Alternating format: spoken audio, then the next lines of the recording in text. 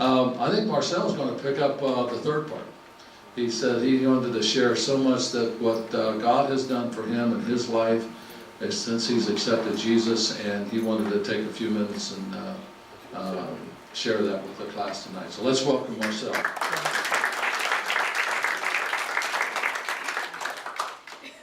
Thank you, Pastor Larry. I really appreciate you letting me address the group. I think it's a big honor. I really am very much in favor of the testimonies. Why? Because it gives each and every one of us a better idea of who we are as a group, you know, as individuals in the group. And it's a first-hand account of how God worked in each and every one of our lives, taking us from point A to point B, you know, where we are today. My story is not a sad one, far from it. In fact, I consider myself very blessed. I was born to very loving parents. I had a great education. I've always been healthy. I was never attracted to drugs, never made a slave. Alcohol never made a slave of me. So what went wrong? Well, life happens.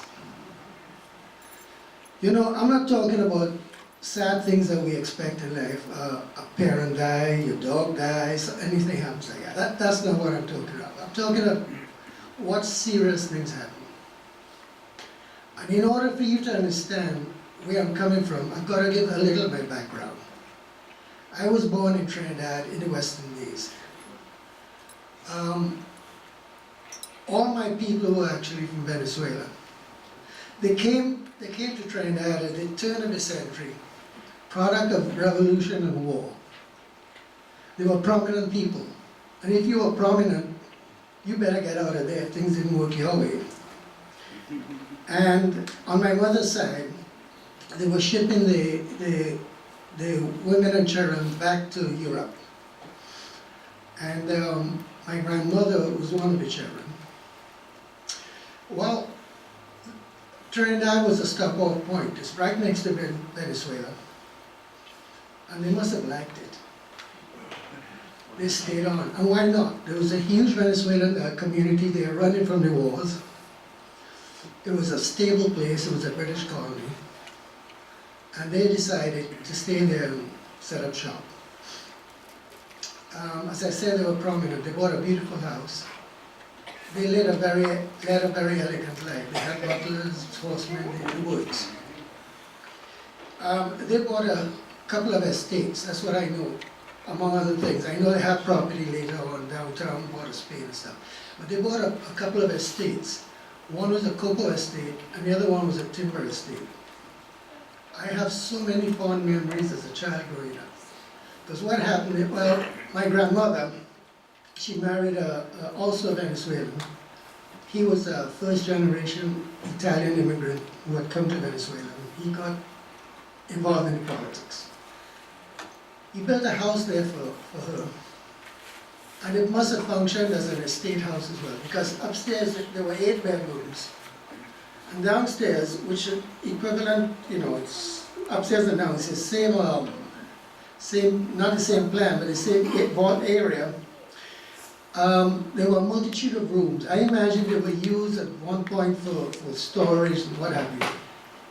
But as a child growing up, the estates had already pretty much dwindled. But it was like a country house for us. And it was really something, a dream for a child. There were 3 acres of land in the back. And I know a friend there on the computer would love this. There were fruit trees all over the place. As a child, I just go and pick tropical fruits when we're there.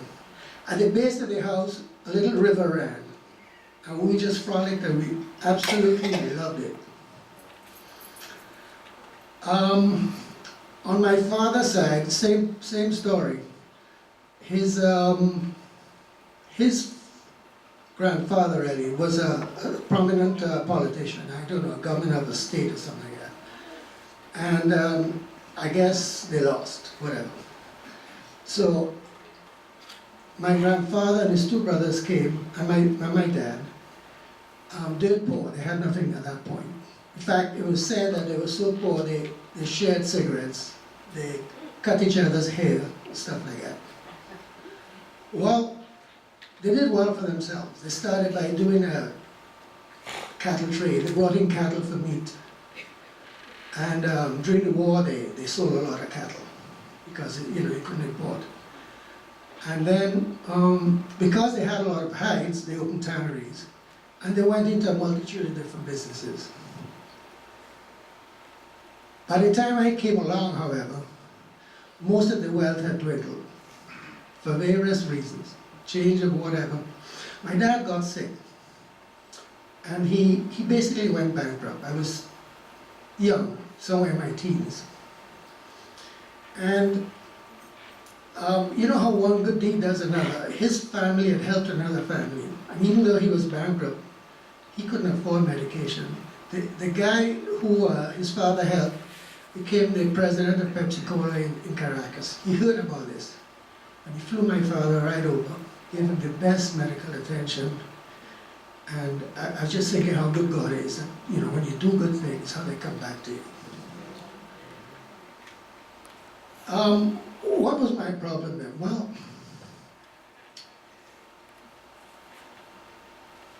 let me get the quote right, because it's biblical.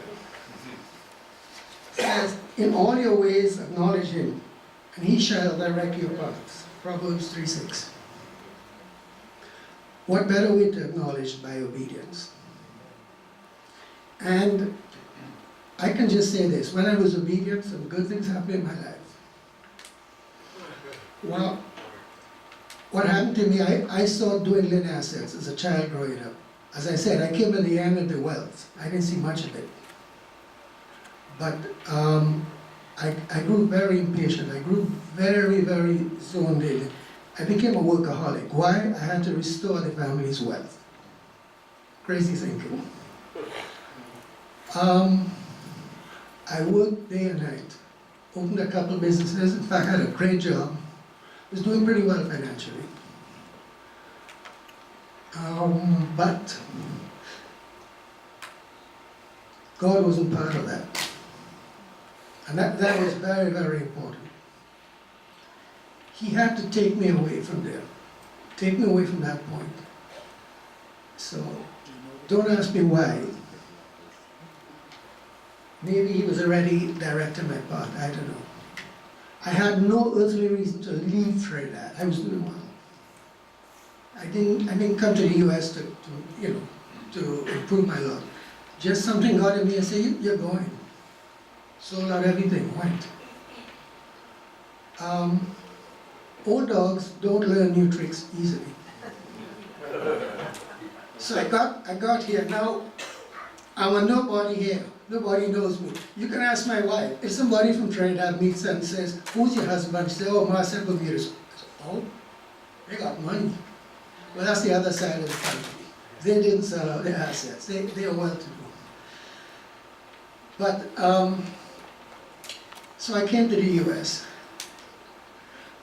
And that was in 1983.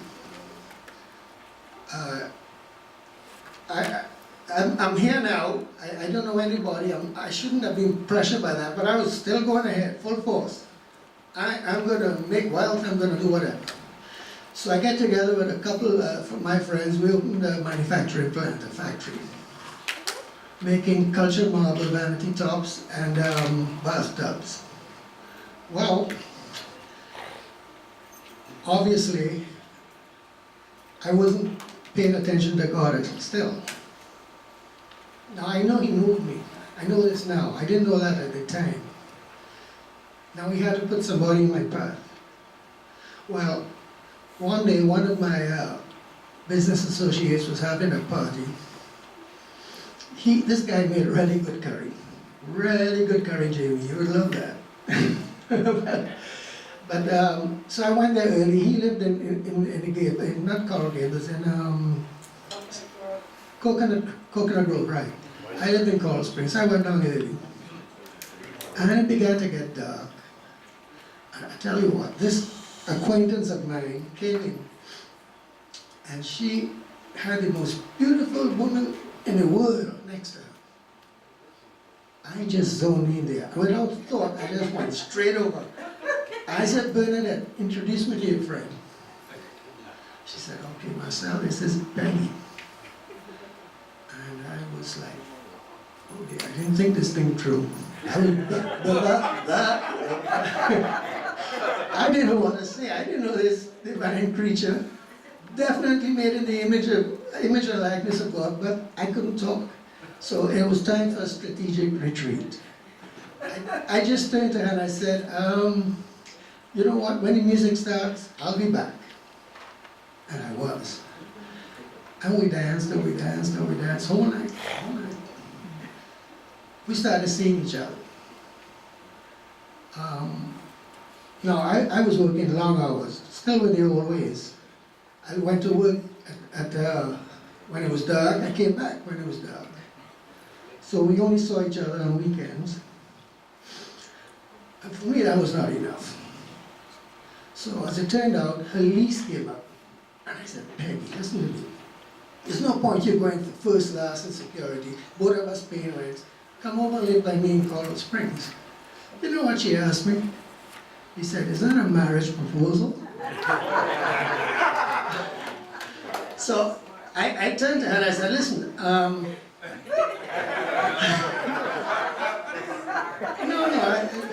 it was not a problem for me.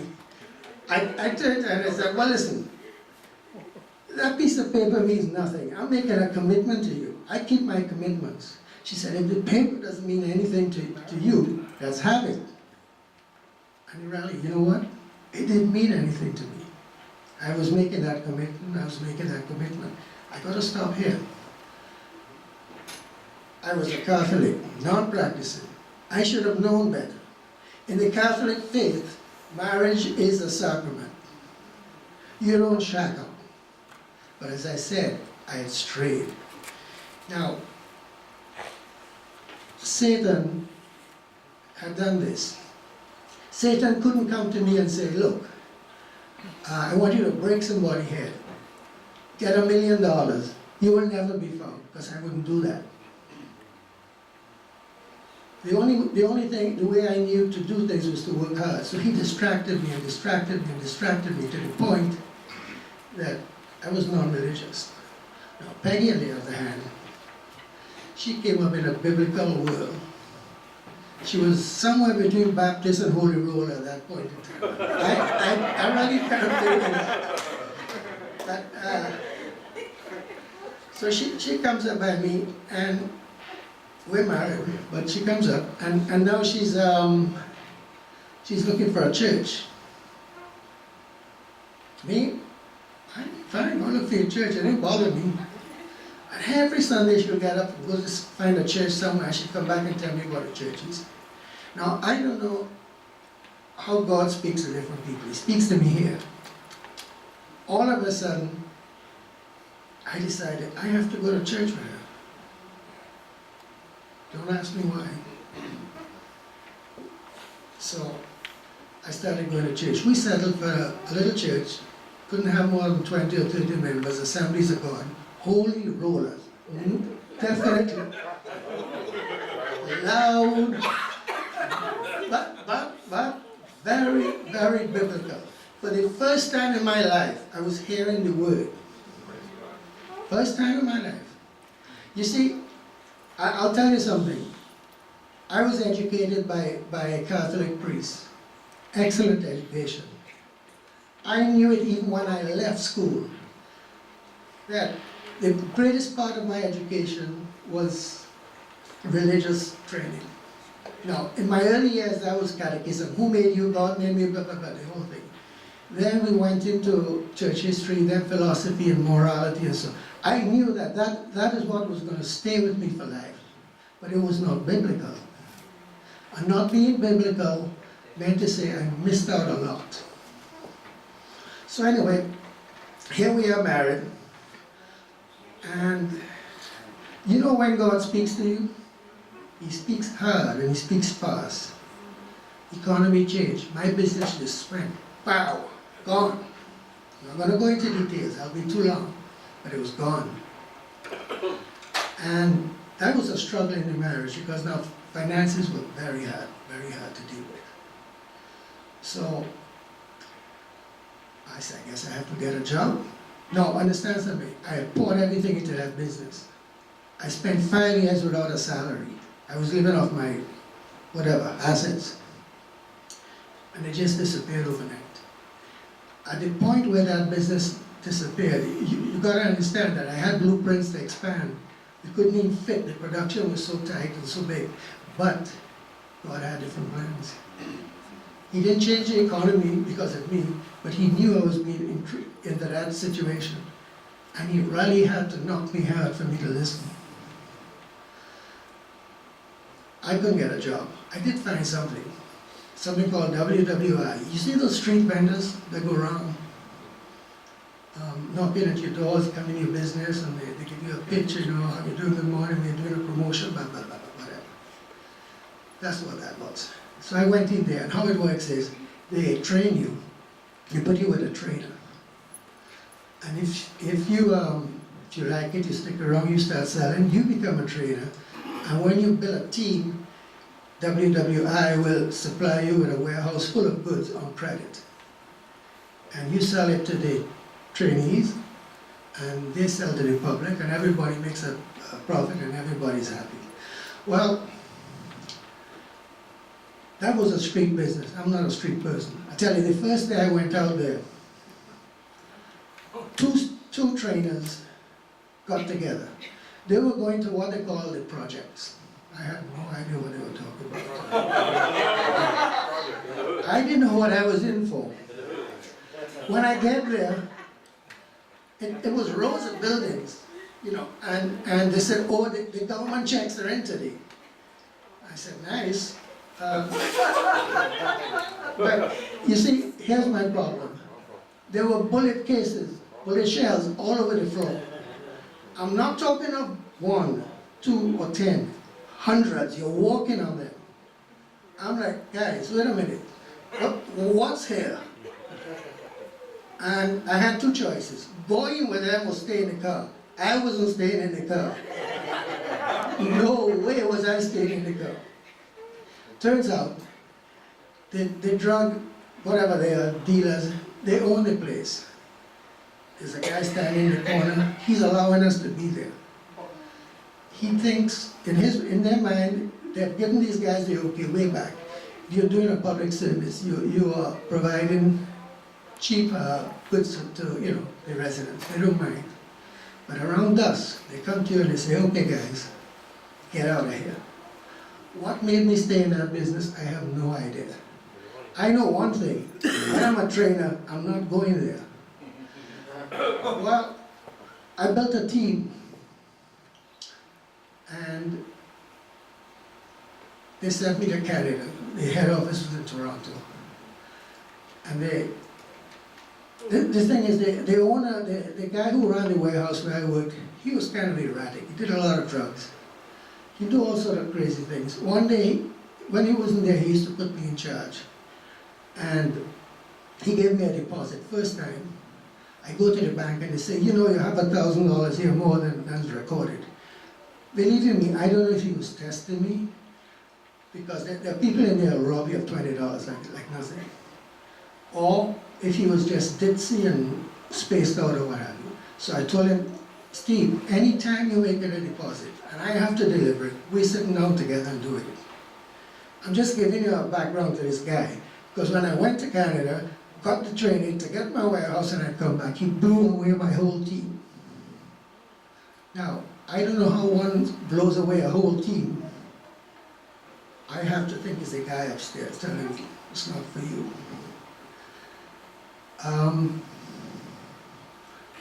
I wasn't doing a very important thing. You see, here's what happened. I'm hearing the word, and there's a little thing called tithing, keeps coming up from time to time. Now Peggy had mentioned, you know, we need a tithe. I was handling the finances, so one day came right here. You need to tithe, and I'm like, I'm not making my bills, Lord. How do I tithe? You just need to tithe. That was Sunday. Now what had happened is, when I had the factory, we had what I call a friendly competitor. God had put him there, and I'll explain you why. Because he had a big part to do with my success after that. And he was a friendly competitor because when we first opened our factory, we had nothing going on yet. He was having some problems relocating his factory, and he couldn't meet his contractual obligations. So he rang us up out of the blue and said, listen, I know you have an empty factory. I need to produce, rent me a factory. We did. We learned a lot from his experience, and we remained good friends. Well, when the recession came and I had to close down the factory, he called again. He said, look, Marcel, two of us are not going to survive. Either you buy me out or I buy you out. I couldn't buy him out. The man was worth millions. So I said, you buy me out. And what he wanted was my customer base. And my cousin went over there with the customer base. So by this time, the economy picked up again. And he offered me a job. The job was to be a factory manager. Now, when you have nothing and you're not paying your bills, you would think you will not turn down that job. In all your ways, acknowledge him, and he shall guide your path. I said, Sally, no, thank you. I don't want that job. I needed it. I didn't want it. So I knew what I wanted because my cousin was already making a 6-figure income in sales. Well, about a month later, I read a newspaper article. It was an ad. He was looking for salespeople. I picked up the phone right away. I said, Celio, that's the job I want. He said, come on over. Well, he said, look, he put me in the showroom to start learning his system and his pricing I knew because I've been pricing for years. But in the showroom was a guy called Ed. Nice guy. But he had all his small customers and all their names were already in the computer. So even if I wrote a note, it went, the commissioner went ahead. Celio felt sorry for me. He sent one of his old customers over, $120 sale. I made $12 that month because it was commissions and nothing else. And I had been bidding and everybody had been bidding and nothing was happening. Week in, week out, week in, week out. But that fateful Sunday, I turned to my wife and said, we're going to tithe. Nothing was happening. I hadn't put a penny down. I hadn't given the church anything. Monday morning I go in there. So I said, listen, the main purchaser for Oriole Homes was looking for you. Give him a call. There we go. Contract. I go to see the man. He said, you know what? You want these. I'll give you these contracts too. All of a sudden, things happened. Behold, to obey is better than sacrifice. Amazing when you listen and you do what God tells you. Well, within 2 years we were able to pay out our debts, buy a house. In fact, we were saving money at this point. Things were moving along. We could then change focus away from ourselves. Again, God puts people in your lives. Peggy is reading an article about an unfortunate little girl, and she's really heartbroken about it. And she says, I wish I could have this little child. Well, she can't. She was not a licensed foster parent or anything. But somebody from her job, a temp, came in and started to talk about being a guardian ad litem. I don't know if you know what a guardian ad litem is.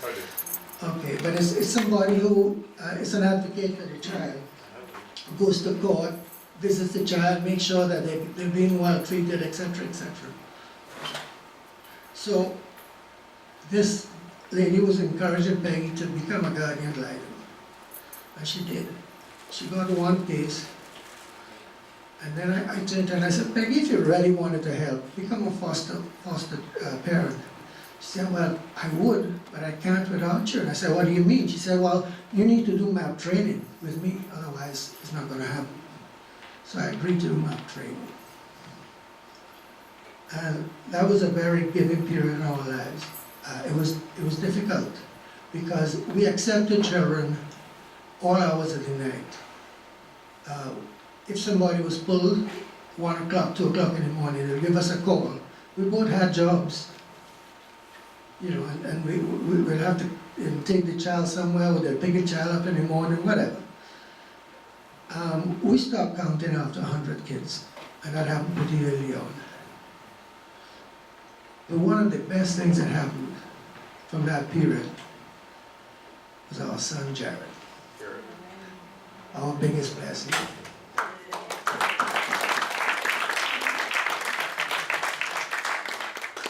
Some of you here may have remembered Jared's testimony. We weren't at it because he asked us to leave the room. I understand it was very heartwarming, very strong testimony.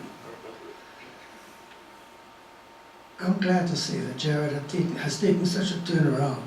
Son, we are so proud of you. You have no idea. Really proud, proud, proud of you. Today, Jared helps Cliff there on the tech stuff. He also does camera work some Sundays. He's on the children's church, and I don't know what happened with the way he was supposed to become a leader in the middle school. I don't know what's going on with that, but he has come such a long way. I can't tell him enough how proud we are of him.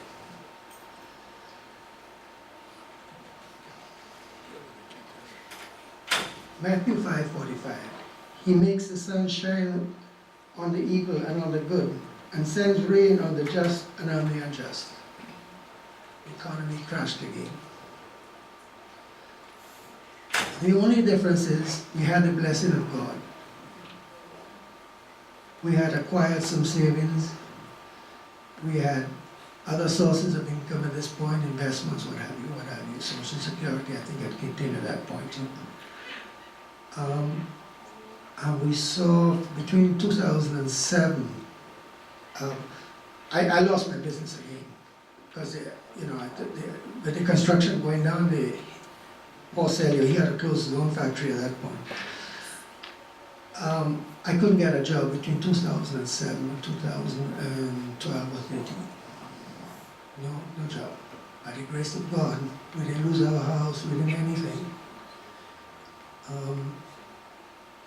We weren't exactly prepared, but he guided us through.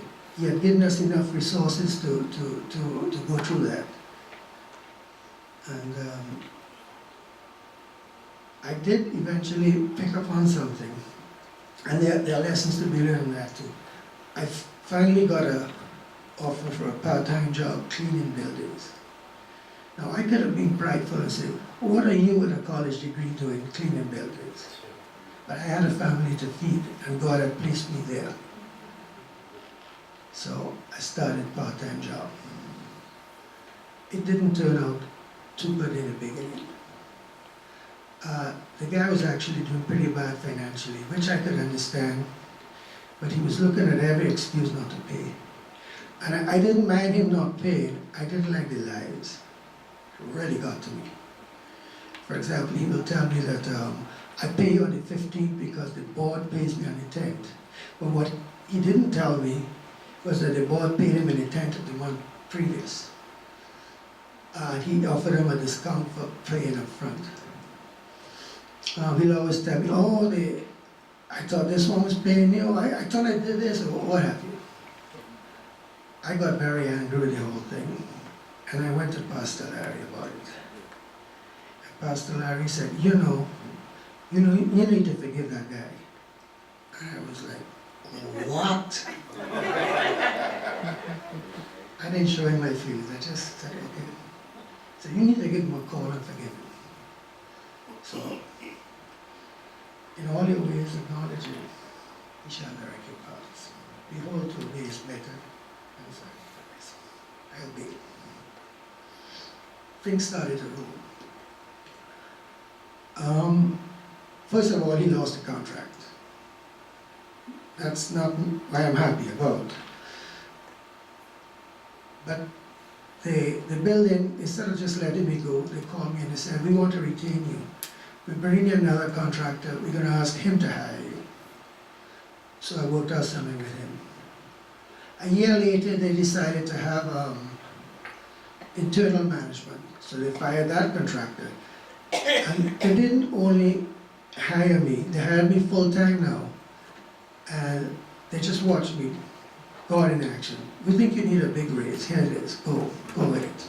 I didn't ask for it, I got it anyway. You know, things like that happen in your life and you know when God enters.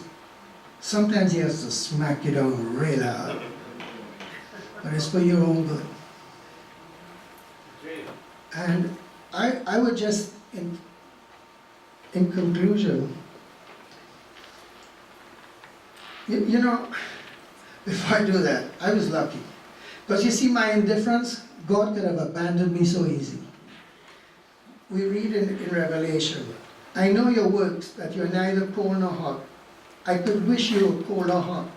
So then, because you're lukewarm and neither cold nor hot, I will vomit you out of my mouth. Thank God, God didn't vomit me out of his mouth. He worked with me and worked with me and worked with me in the patience of a loving Father. In conclusion, from my experiences, I just have a word for my son. Jared, I want you to listen very well. This is not merely your father speaking. This is God's word. This is God talking to you. Proverbs 3, guidance for the young. My son, do not forget my law, but let your heart keep my commands. For length of days and long life, and peace they will add to you. Let not mercy and truth forsake you. Bind them around your neck, write them on the tablet of your heart, and so find favor and high esteem in the sight of God and man. Trust in the Lord with all your heart, and lean not on your own understanding. In all your ways acknowledge him, and he shall direct your paths. Jared, in all your ways acknowledge him, and he shall direct your paths. Do not be wise in your eyes. Fear the Lord and depart from evil. It will be health to your flesh and strength to your bones. Honor the Lord with your possessions and with the first fruits of all your increase. That means tithe. So your barns will be filled with plenty and your vats will overflow with new wine. On that, I'm not going to go anymore. The whole thing is a wonderful, wonderful, wonderful proverb. On that account about tithing, a few years ago, Jared was very adamant about any money he made in tithing. I didn't force him, I just said, you know, that's between you and God, but you need to. Today, Jerry's a tither. And I'm very happy for that. Thank you all. As I said, it's an honor.